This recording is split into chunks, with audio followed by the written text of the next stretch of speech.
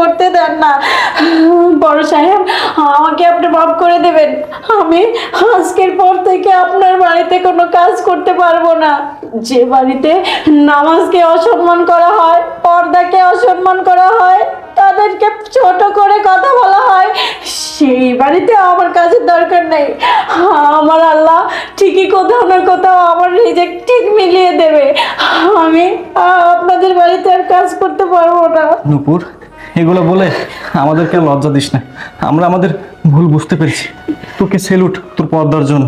আর শোন, আজকে থেকে তুই আমার ছোট বোন হয়ে আমার বাসায় থাকবি। এখন থেকে তোকে আর কাজের মেয়ে হিসেবে আমরা রাখবো না রে। প্লিজ আমাদেরকে ক্ষমা করে দেবো। ঠিক আছে মা, সবাইকে ক্ষমা করে দাও। আল্লাহ পাক বলছে ক্ষমাকারীকে আল্লাহ পাক পছন্দ করে মা। হ্যাঁ ঠিক বোন। আছে বড় সাহেব, আপনি যখন বলছেন, আমি আমি